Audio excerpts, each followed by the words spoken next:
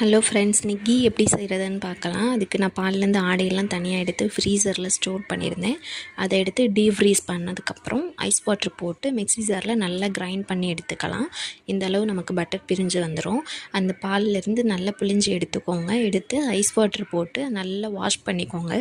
ஒரு 3-4 டைம்ஸ் கிட்ட வாஷ் பண்ணிக்கோங்க. வாட்ரு வந்து நமக்கு டிரான்ஸ்பரண்ட் ஆகிற வரைக்கும் நல்லா வாஷ் பண்ணிக்கிறணும். அப்போ தான் ஸ்மெல் வராது. நல்லா வாஷ் ஆனதுக்கப்புறம் நமக்கு தேவையான பட்டர் வந்து ஸ்டோர் பண்ணிக்கலாம்.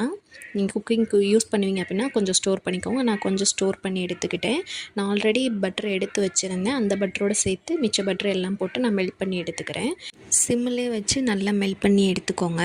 இப்போ நமக்கு இந்த ஒயிட் கலர் இருக்கிறதெல்லாம் நல்லா ப்ரௌன் கலர் சேஞ்ச் ஆகணும். இப்போ கொஞ்சம் பிரிஞ்சு வந்திருக்கு. இன்னும் நம்ம கலர் நல்லா சேஞ்ச் ஆகட்டும். இப்போ பார்த்தீங்கன்னா நல்லாவே ப்ரௌன் கலர் வந்துருச்சு. இந்த ஸ்டேஜில் முருங்கைக்கீரை போட்டு ஸ்டவ் ஆஃப் பண்ணிடுங்க. ஆற விட்டு ஃபில்ட்ரு பண்ணி எடுத்துக்கோங்க. அவ்வளோதான் ஃப்ரெண்ட்ஸ். வீடியோ பிடிச்சிருந்தா லைக் பண்ணிடுங்க. மறக்காமல் சப்ஸ்கிரைப்